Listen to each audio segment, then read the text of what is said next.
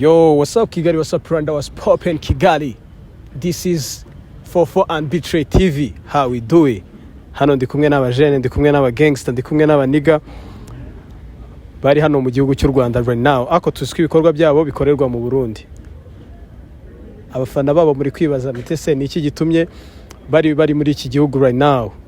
Ndi kumwe n'abahungu bakora ibintu bya danger. Nuramuka usuye channel yabo ya 44 and Betray TV nibwo uzamenya ibintu bakora ibintu birenze. N'abajene kabisa bakora ibintu bikaze. Ikintu cya danger utaruzi kuri abajene n'abajene b'abanyamurenge bafite vision.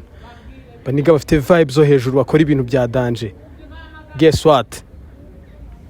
Ugiye kuba hosting abanyita in gift, ushaka kumenya ibintu nkora wajya kuri channel yanjye banyita in gift 250. Yeah. Reka mbe naba hosting twumve ese ni ibihe bikorwa byiza badufitiye kuko nabaniga bakora ibintu bya danger. Mbabariza uhure n'abajene bumva ibintu byiza bakora. What's up brother? What's up man? Bimeze bite man? Na mahoro. Fresh kabisa. Man urasa neza byataye. Ni bisanzwe man. Nireba ngukoresha bani ngo ubusa gute. Najyo ni Imana gusa. For sure. Yeah. Niwe bita Betray on the floor. For real. Man urasa neza man. Ahubwo mukanya uraza kuduha kapera. Suri umusanisi? Wenda wasanga ndiwe. Ariko ahandi tari. Reka. Yeah. Aho irasa nk'abasani man. Reka ubiboneye se. Man drip kifungo nibiki byanga byakundura umusani man. Ariko reka tutaratangira. Nigeze gusohora indirimbo nyine ariko nyitaho ngaho kubera ko hari impamvu. Ngiye wanayinyumvisha kuki utadrop inzira ndirimbo man irarenze. Hari impamvu. Impamvu ni yihe uraza kwitubwira? Wenda wasanga atari ngombwa ko no bivugira kuri kamera ariko hari impamvu kabisa.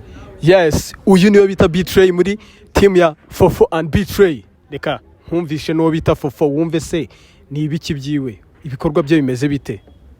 What's up brother? Wagwanyango. Bimeze bite man? Fresh kabisa. Ni neza? Safi sana. Man umeze fresh? Yeah, safi kabisa. Man, nawe urasa neza man. Nirihe banga man? Baniga babuja man ko musa neza byatari. Kubera Imana bro. Reka we ntangire nkubaza. How is Rwanda? U Rwanda rubonye gute man? Yeah, Rwanda ni fresh kabisa, so clean. Yes. Rufite isuku kabisa, twayishimiye cyane. Gusa harakonje sa. Harakonje byatari. Mu Kirundi ngo harakanye. Reka. Yeah, man. Mu Rwanda man haba crime irenze byatari uyu munsi abakonje ejo ari izuba niko twe hano bimeze twe twari yakiriye. Yeah, man, uyu munsi twawe rero hakonje sana. Yeah. Urabona ko twamenye n'ibintu by'indora. Niyo mpamvu bataye iki cyangwa. Yeah, so ubona se. Man, ariko urasa fresh man. Thanks sana bro. Nawe nyine urasa fresh. Asante man, asante kabisa. Nje man ndi umuntu ukunda gukurikira ibikorwa byanyu. Nkunda ibikorwa byanyu mutagira ngo ibintu byanyu nyine mubikorera buja gusa na hano byatugezeho. Nje ndi umuntu ukunda ibintu mukora byatari. Yeah, ni iby'ingenzi cyane kabisa kuba dukora ibintu tutari kubikorera tu aho dutuye ariko dufite n'ahandi bitubigeza tu. Imana ishimwe ko muzamudukurikirana kuko twari tubizi. Ya turabakurikira man dukunda ibikorwa byanyu. Nje hari nka top 10 y'abakobwa beza mwigeze gukora iriya boro yarankomye byatari. Ya boro yarankomye. Turaje dukorana n'amatora. Reka. Ubwo twakoze top 10 hariho n'amatora rero abantu bitoreye muri comment. Batora umukobwa wa mbere. Wasanga warayoboye n'amarangamutima. Aya. Asemani. Wenda wasanga kuri wowe ubona shize wa mbere cyangwa wa kabiri atari wari kubaho. Ngiye ikintu ngiye kukubaza nshaka kumenya. Ni gute nyine uhita mukavuga uti this is the number one, uyu niwe wa mbere nyine. Bro, erega nje ndareba. Kuri njewe mbonye nyine amafoto mba mfite kabana abakobwa nkabana uyu nguyu nyine ubwiza bafite akwiriye kuja ku mwanya wa mbere. N'abamushiraho nyine. Wowe ukareba ukuntu wowe ubireba niko uhita uimagine ugahita ushyira umuntu ku mwanya wa mbere. Ariko wenda amaso yanje ukunta bibona siko wowe ubibona. Jewe rero uwo nashizemwe wa mbere mubona nashizemwe wabonye. Yego. Wenda wosanga wowe waramukrashe mu yindi place itari. Aya wakoresha abakobwa beza bro. I Burundi dufite abakobwa aho uzoze ngo weze umugeni. Man wallahi for sure.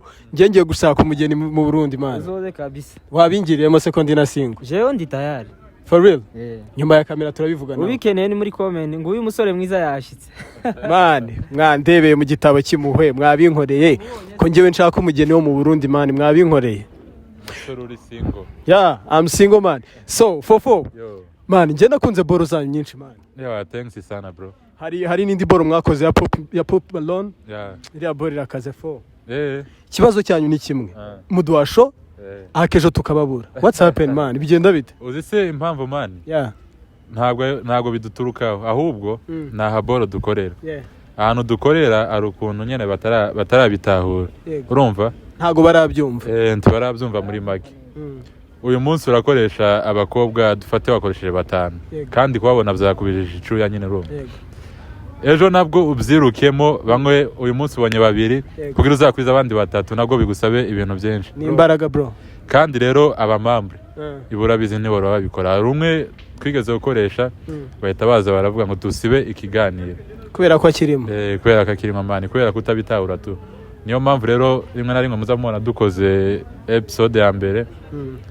Mukatura rero next time urumva ariko abantu nyine nibo batangiye kubiyoka nyine fresh nubwo nyine tutarabiramo fresh ariko very soon kabisa niyo tugiye gukomeza sana mani mukore kabisa courage ngiye nkunda ibintu byanyu bro ngiye nakubwira abantu benshi bahani Kigali mani bakunda ibintu byanyu ahubwo twari tuzi ko dufite n'abafana Kigali mani barari benshi bro uzi ko tugiye gufata inzu se man this is Kigali man you are welcome in Kigali ibintu mukora birarenze man ibintu mukora birarenze ariko tiworeka gukora ibintu birenze natwe nyine uko ubibona bisakaho nyine natwe turenze namwe murarenze niko bimeze so ikindi kintu nshaka kwibaza hari ikintu abantu banje nyine bakunda ibintu mukora bambwiye kuko urumva ngiye nari nabamenyesheje ko mfite amahirwe yo kuba hostinga kuko urumva muri abastari kameme and ikintu bashakaga kumenya hanini mani mwahuye gute ku buryo mugirana icyizere mukiyumva namo nk'abavandimwe kugira ngo muwe mwakora cano muyitirire amazina yanyu mwembi kandi cana rimwe byarashobokaga ko Fofo yari gukora cano ye agakora ibintu bye cyase Bicu agakora cano ye agakora ibintu byiwe nabyo byarashobokaga so abantu banje bashaka kumenya how iyo chemistry yaje gute ku buryo mushobora kwiyumva namo like brothers ku buryo mushobora gukora ikintu kimwe mukagikora muri abantu babiri kandi abantu bakagikunda. So I think Bicu yabanza akatubwira tukumva ko bimeze. Jewe ndanovuga ko kunzi twahuye tuba inshuti. First of all Fofo twahuriye ndakeka ko ni mu Ruwigi ndakeka suko Fofo arige yaraje kuramukanya nyine home iwabo abavyeyi niho baba. Turahura nyine tago twari tuziranye bisanzwe tuba inshuti kuko nyine nakaza nkina umupira kamubona umutipe kweri yagozwe mani yabuze naje nkamuhamagara kamuhamagara kaza tugakina na ndetse tukomeza kumenyana uko nguko tukubitira BJ nyine kubw'impamvu z'ishuri dushike rero bibaho ibindi yigira iwe Igitega suko Fofo yigira Igitega aze buja rero dukomeza kumenyana niko rero kuza nawe hari BJ amaze kwashika rero tukora ibintu bigiye bitandukanye jewe na Fofo amare rero sinzi nimba hari umunsi wa kangahe twicaye gusa turatekeza bro kuko nari ngiye gushinga cyano yanje nanditse ngora ibiganiro kabibiri Fofo arambwira man ndamubwira bro nakoze ibiganiro none uzumva gute sinshize ngo kwanza gusaranyumva navuze n'imbaraga ikajamba umutipe yabandagira kumuserereza aransereza bro ngo tabyuri mwo ibiki warayobye wari umujama ndavuga kweri ndavuga kabisa umugabo nigashaka ni ishari cyangwa ndavuga bino biganiro ntago no bifibriye biheza abandi batipe babishiraho ibo kubera ko nyine iyo baguciye intege nawe uzamumva ibintu wakoze ntaco bimaze umunsi umwe araza kunsura nyine ho ahantu nari ndi turi kumwe n'undi mujama amare turaganira turavuga bro none we cyane yawe kwigeze kuremana utangiye kandi ejo bundi niko rero twamadupanga igitekerezo nje na Fofo kuko no mujama wanje kandi Fofo ndamwizera Fofo nimba ari umuntu tuza twambarana niwe hari mu bantu bambere kandi sinobisha nguyu hano ni inshuti yanje kandi kugira abantu babiri bacange cano kono ni ibintu bigoye man benshi bagiye baduca intege baratubwira bro ta abantu babiri bazacanga cano kandi ejo bundi ndakeka ko bino bintu bizabateranya natwe dushaka kubera ko turi inshuti kandi tuzagera kure kandi ntakizatuvangura ni kuko nko twamenyanye dushinga cano no kugazana kandi cano yacu imaze kamezi 3 ariko aho tumaze kugera urabona ahantu hashimishije mani mufite imbaraga mufite energy nicyo kintu nakunda sigura ko ni Imana ibirimo Imana ibirimo asigaye umuntu wese ushaka gukora ikiganiro n'ibindi kwamamaza yatugana niko bimeze icyo kintu turaza kukigeraho reka mbanze numve Fofo bitangiye bavuga ko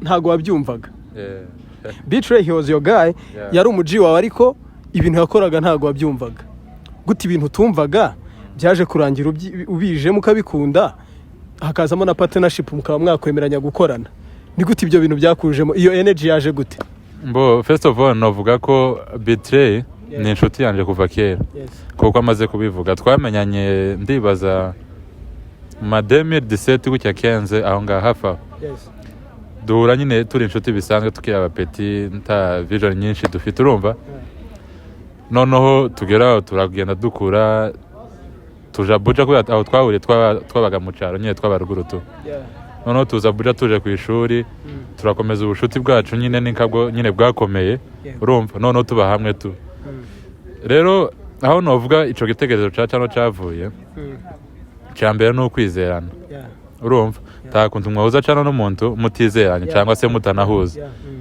noneho ikindi rero ico yaravuze ngo namuciye intege hari ukuboro mani iyo wumvishije nyine umugenzi wawe yakoze ikintu urumva ubwa mbere yabanje gusohora indirimbo nijo wa mbere ayo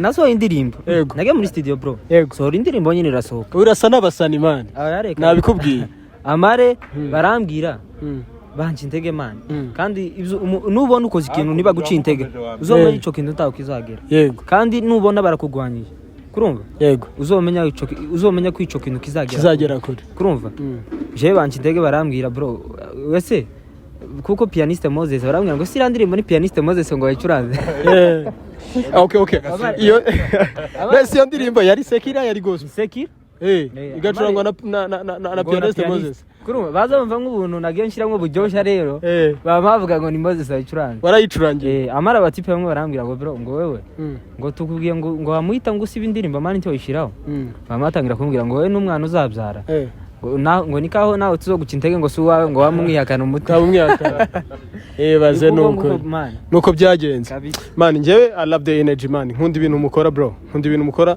ku muntu utazi agaciro ka cano ni ukuvuga ngo ni nk'ubutunzi ni nko kuba ufite ikirombe cya zahabu wagombaga kuba ari wowe uri bumenye ukuntu uri bukigenge then ugakonfirma ko ugiye kukigengana n'undi muntu ntikiba ari icyawe gusa ahubwo ukaba ugisangiye n'undi muntu njye niko mfata cyane hari abantu bazicura basange twageze kure hari ababita ngo twabaye abasazi tuzadukora ibintu bitabu ari umuntu wambwiye ejo wundi arambwira bro ibintu tuzadukora ngo se ngo ko tanyigisho ngo ibari ngo nzanuva gusa ngo hello guys none wewe wavuze uko nguko bro wewe uzaza udushaka nyuma itangiro nuko rizarimera niko bigenda utangira gukora ibintu biciriritse ariko hari aho tuzagera nyine aho twatugushaka nawe uzagera udushake wenyine niko bigenda man man njyewe aba bajene nkunda ibikorwa byabo nshobora no kubivuga mbivugiye ku bajene bari hano mu Rwanda mu gihugu man bakunda ibintu byanyu byatari ikintu kizatubabaza no kubabona mwatandukanye cyangwa se mutakiri kuduha ibikorwa umva tukubwiye abadutega iminsi bo cyo twababwira cyo mugani iyo ndirimbo ya Platinum nazucu ngo ni mutayasubiri sana urumva muzategereza kugeza murusha tago dufite kuzatandukana ahubwo dufite project zirenze zizacano ndetse dufite vision zo kuzafungura na televiziyo yacu twite Fofo Betray TV that's the energy shop dufungure shop urumva ibikorwa birenze kabisa si ibi byonyine tugiye kuzakorana manje kandi shout out ku bantu badukurikirana umunsi ku wundi n'aba turi Rwanda kabisa turizeye ko muza mudukurikirana kandi turabasaba gukomeza kudukurikirana man dukunda ibintu byanyu fo we appreciate so ikintu cyanyuma dushobora kuvugaho twashakaga kuvuga ku kintu cy'umuntu wenda ushaka kwamamaza kuko ibintu dukora man bimaze kugera kuri nimba dukora ibintu ugasanga byarebwe n'abantu 10,000 bivuze ko birebwa n'abantu benshi kandi ntago ari ukuvuga ngo isoko ryacu riri Bujumbura gusa na hano KGL mufite abantu kabisa turamya ko na Nairobi barahari na Zahe man dufite abantu banini abumva ikinyamurenge n'ikinyarwanda n'ikirundi turabafite so umuntu ashaka kutugana yacaye ni kuri platform zacu YouTube yacu ni Fofo Betray TV IG yanje banyita Fofo OG ya mugenzi wanjye nawe ni Betray on the floor TikTok nawe tugiye gufungura TikTok yacu ya Fofo Betray TV n'ubundi ndakeka araho no kuri YouTube yacu hariho namba zacu watwandikira nk'ibisanzwe tugahuza tugapanga reka dusoze Betray dutama kantu Betray nge nabonye agaragara nk'umusani ya Rono agomba kudutama akantu. Imbeho yabaye ko ndatiti. Imbeho y'i Kigali yagucanze. Fo. Reka tugushimire wowe wafashe uyu mwanya wo kureba iki kiganiro. Reka twizere kuri bukande subscribe kuko ibintu dukora nimwe tubikorera kandi mudahari ntago twakora. Ciao.